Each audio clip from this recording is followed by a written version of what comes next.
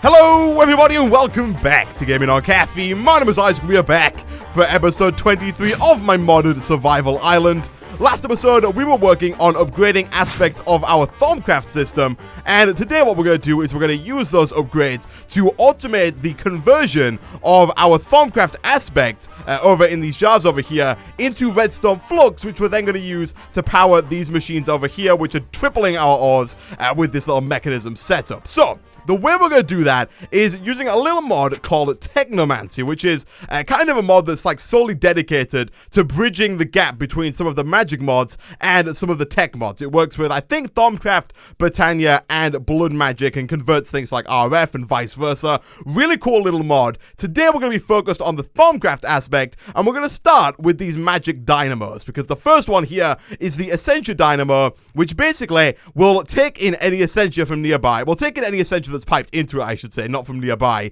and we'll convert it into redstone flux, kind of like any other dynamo from like thermal expansion or any other mod like that would do. So to make this, we're going to need 3 Essentia tubes, fairly simple, a water jar, 2 of these neutronized 2 of these neutronized gears, I think that's how that's pronounced, as well as 1 of these enchanted coils. These guys are made using 2 redstone and a thaumium ingot, which I don't think we've made yet. And then these guys are made using 4 neutrionized metal, and I hope I'm pronouncing that right. And if we look in NEI, the neutrionized metal is made by throwing 1 thaumium ingot into a crucible with some order and some potentia. So let's go ahead and start by getting 8 of this neutrionized metal. So for that, we're going to need 8 thaumium ingots, as well as 16 order and 16 potentia. And for those who don't know, the way that you make thaumium ingots is by throwing iron into a crucible that has 4 procantio in it. So the most common source of procantio, if we go ahead and take a look in our gems and stuff chest, I believe is shards.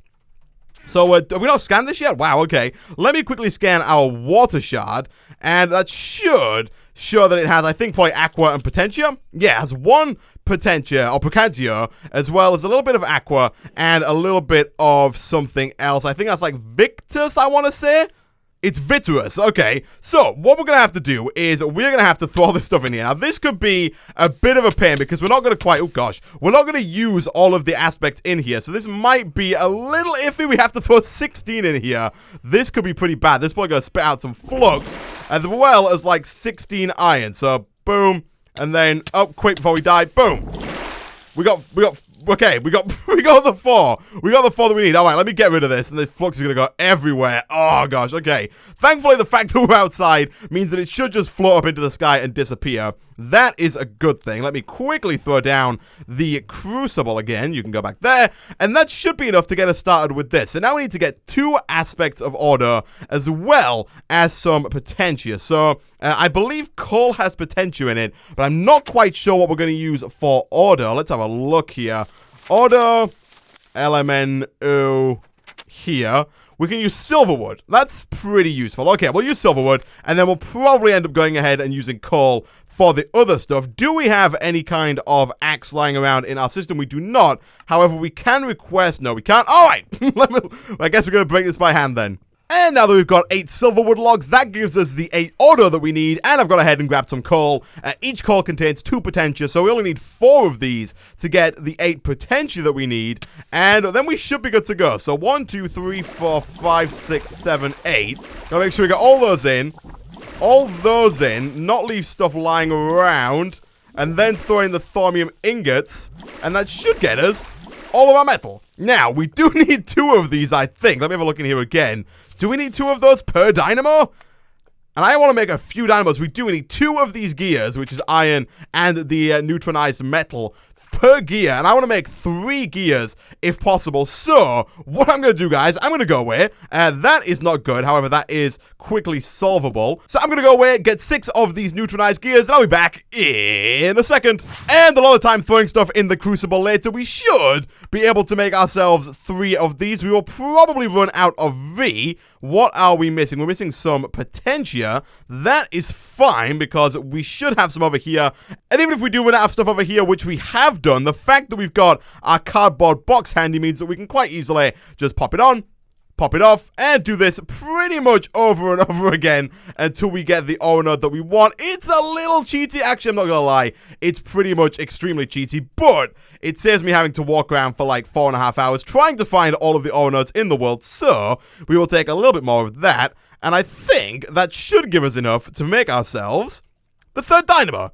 Nice! So the way this works is we have to pump the essentia from these jars into these dynamos. Now, we could just put them here. We could put the dynamos down, and we could, like, wire them in, then run energy conduits all the way over there. But there is another way that we can do it that I think is going to look a little bit cooler, and it allows me to play with some little items within Technomancy that I probably otherwise wouldn't use. So instead, what we're going to do is, for now, I'm going to place these down, like, here, here, and here, because I want these to power all of my mechanism machines. They produce 80 redstone flux a piece, so 240 redstone flux in total. And what we're going to do now is, if we jump back into the Thermonomicon and look up here, there is an item called Wireless Essentia, and basically what we need to do here is make ourselves an Essentia coil and a coil coupler. Both of these together allow us to wirelessly transmit Essentia from one location to another. So, I've gone ahead and made the Essentia buffer already, but we do need a bunch more thorium ingots and quite a few more neutronized metal, because we are going to need one coil for every single one of these nodes here. So we're going to need 3 coils. Thankfully, we do only need one of the binders, these guys over here. So, again, I'm going to go where? I'm going to make all of this stuff here, which is basically a ton of thorium ingots. And I'll be back in a second. And again, a little while later, we can now go ahead and make a few more of these Essentia coils. I think we're only going to need 4. We can then make ourselves the coupler, which I think is just something like that.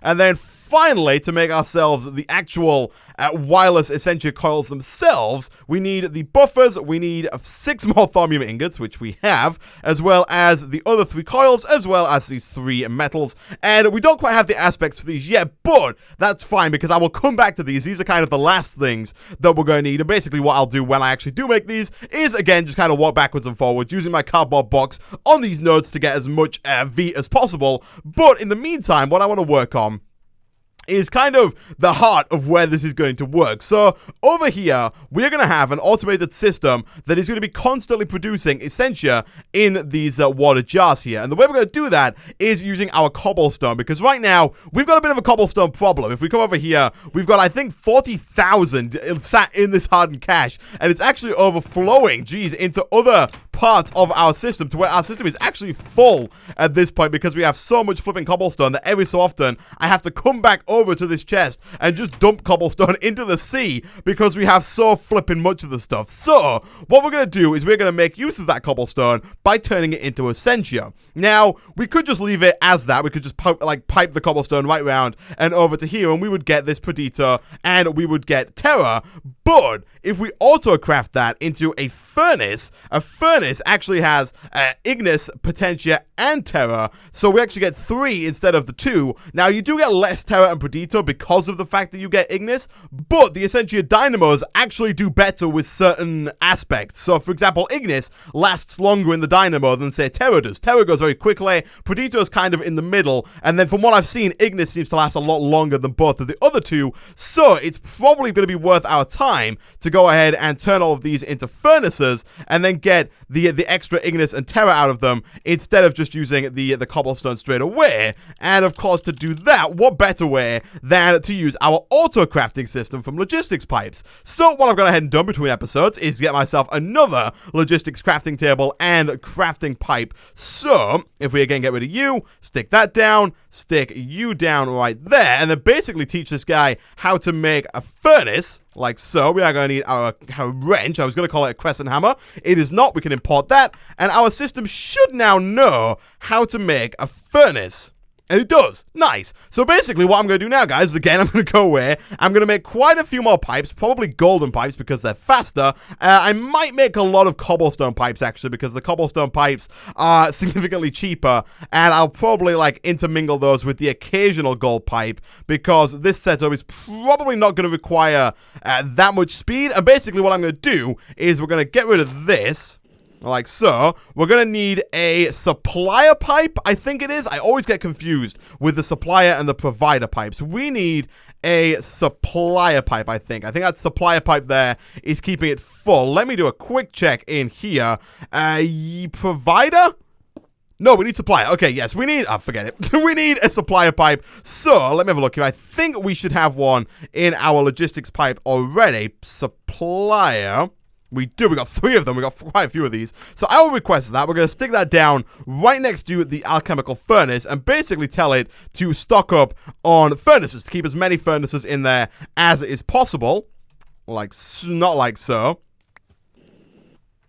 Like so, and then we'll go in here, we'll tell this to keep furnaces, infinite, and basically what I'm going to do now, guys, I'm going to go away, I'm going to hook this up under the water, and I'll be back in a second. Okay, so now we've got all the pipes down, I'm going to quickly go ahead and make all 3 of those coils. I've just gone ahead and charged up my wand. You can now see we have a full stack of furnaces in this alchemical furnace down here, and now what we have is we have a jar for Ignis, a jar for Terra, and a jar for Predator. So, what I'm going to do now is I'm going to make some labels for these jars because I want to set it up so that we always have certain aspects going into certain jars. And the way we do that is using some paper, some ink, and then a slime ball, and that gets us 4. Now, if I'm not mistaken, I think we did see some slimes lying around in the mine, so I will take one of those. Paper we have 1 of. We've been using a flipping like, way too much paper between episodes to do just way too much Thaumcraft research. But we do also have quite a bit of sugarcane keeping us up and running, so I will take all of that. Thank you very much. Hopefully, that will be enough to get us all of the paper for the labels. It looks like it will be. Boom, with some slime. And finally, a little bit of ink sac from our trusty little tree farm over here, which, of course, produces ink as well. Thank you very much. We have to worry, watch out a little bit. Our jetpack is running a little low on fuel. And we were also, I was using these machines here, so we did kind of run out of juice a little bit, but that has charged back up again. So let's put you in there. Let's get ourselves some labels. Nice. And basically the way that these work is if you stick them onto water jars, only the aspect that's in at the time you put the label on will be able to go into that jar. So for example, if I put a label on there, only Ignis can go into this jar, only Terra, and only Predator, which is good because those are the 3 that we will be using. And now all we have to do is the cool parts. So we're going to need a little bit more glass. It's something that we're going to need because I'm realizing we're going to need a few more water jars. So let me throw that in there. Let's request some of the glass out of our system. And by glass, I, of course, mean sand. Let's take that, and let's throw you straight into the furnace. That's going to allow us to make a few more water jars in a second. In the meantime, one of the other things that I want to work on is this setup here. So right now, if we wanted to have this up and running, we would need to put constant fuel into the alchemical furnace, which kind of defeats the whole point of having this setup. Because the way that it works right now, if we put fuel in there, that would kind of be the same as just putting fuel into one of these generators over here, one of these iron generators.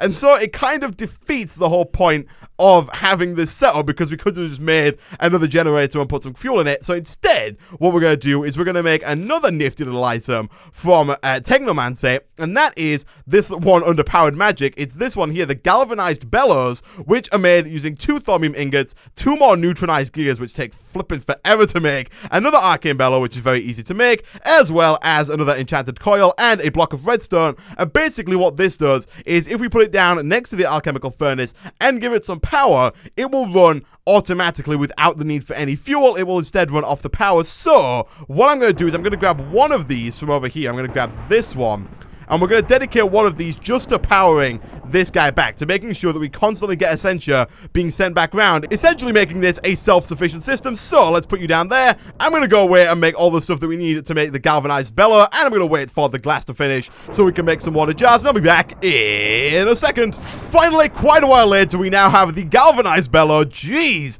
it takes way too long to make all of those gears and all that thorium, all of those thorium ingots. I didn't think it would take anywhere near that long, but now if we put this down like so, onto the side of our alchemical furnace, when we hook it up with power, everything should be good to go. So let me quickly grab, I completely forgot about all of this, so I'll stick that in there and take you. Let's go ahead and make some more glass pins, as well as some more slabs. I did just throw a bunch of stuff back into the system, but a few of these should be fine. We may need a bit more glass in order to make this work, but I do think we have some more glass panels. Oh, did I not have any more? Oh, that's a bit of a pain. Wait, what? No, we do have enough. All right, there we go. That gets us 2. Oh, we need some more to get a 3rd one. Okay, that's fine. Basically, what we need to do now is we need to put down a conduit here so that this connects up, and we need to wrench this so that it kind of swizzles around and connects to the conduit. Then, you do need to make sure that these have a lever on the back, or at least on one of the sides of them to make sure that they do in fact work. So, we will go ahead and take one of you and put that down like so. Then, we need to have a jar hook up like this. So, for this one, we could quite easily pump around from here, but we've gone to the trouble of making the Essentia coil already, so I'm going to use it. And basically, the way this works is we will put that there, we would hook up the rest like so that the stuff in here would go up and through and into here. And the way we're going to transport all of our Essentia from here to all of our dynamos is using these coils. And basically what you do is you put these on the receiving jar, and then if you right click on the receiving jar, it says begin linking. You have to have this coupler, and then if you shift right click on the jar you're going to use, in this case we will use I think Terra, because Terra is the weakest of the 3 here, and I don't think this is going to take that much power. But then if we shift right click on this jar, it's going to instantly transfer all of the stuff from this jar over here. And this is pretty cool. I really like the way this works. This should begin producing stuff fairly soon. Pretty much instantly, I think. We are getting a bit of a graphic there showing that it's like having issues by the looks of things, but I think this should work just fine. Let's try that. That should be working, and that should be sending power through, and it is working. It's producing power. Apparently, it's sending it through as fast. This thing's using the 80 redstone flux per tick, but we are now burning these guys up and producing more Terra than we can actually store in this jar. We're producing more Terra and more stuff, and this should kind of constantly keep itself full, which is pretty awesome. We should see this number going up, and you can see the Terra is going to constantly get sent over there. So, what I'm going to have to do now, guys, is, again, go away, grab myself a few more jars and a few more pipes. And once we've got a few more pipes, we are going to need a few more leadstone energy conduits to make this work as well. So let's quickly go ahead and grab some of those. And the game crashed. Okay, so for whatever reason, when I tried to shift-click the leadstone fluxdux recipe into the arcane crafting table, it crashed the game, so don't try that at home. Instead, we're going to make them by hand. We're going to take 12 of those, and we should now be able to finish this up. So, if we were to go ahead and stick down both of our Essentia coils, like so, put one there, and we'll put one there, we will set one of these, I guess this one, to Ignis, and it can travel very far, by the way. If we go ahead and do that, it will travel all the way over there. The animation does take a little while to get from here to here. One thing I do like is that we're going to see these cool little particle effects kind of flying through the sky all the time now, which is going to look cool, but also it doesn't actually take that long for it to get from there to here. It's actually instant, which is kind of awesome. And again, we'll do the same thing here. We will right click, and then over here we will just shift right click again. If you shift right click on the coil, it will just clear all the current links. So if you shift right click this one, it would get rid of the link there. Hopefully, this is enough to kind of keep it self-sustaining. We're going to have to see how that turns out. But this one is full of Essentia. It actually has 10 Terra waiting to be used up there. So that should be fine. And then finally, for these two to work, we do need 2 more levers. So let's grab a quick bit of cobblestone. Let's make ourselves some sticks. And let's grab ourselves a few more levers. Just the 2 should be fine. And we should be pretty much good to go. So we will throw those down like so. Boom and boom. I will then put these down like here. Swizzle this guy around and hook it up like that. That should go all the way through. It is. It's going to power those guys. And then over on this side, we will do the exact same thing again. We will stick down you. And then we will go boom and boom. Boom. Nice. And then we can go ahead and hook these up to whatever machines we've got left over here. It's going to be a bit of a weird way of doing it. And this one again is this pump is a real pain to work with. But if we do that and then that and then I guess we can just hook those up like that in the middle, and we'll see. It looks like that's actually gaining power now. It looks like all the machines are actively gaining power, which is a good sign. This one, not so much, but it does seem to be producing oxygen. I don't know if it's producing it or if that's just out. We will... Oh, that's not even connected. That's why. Is that okay? Maybe? These ones are not... Oh, you are actively losing power. Ooh, okay.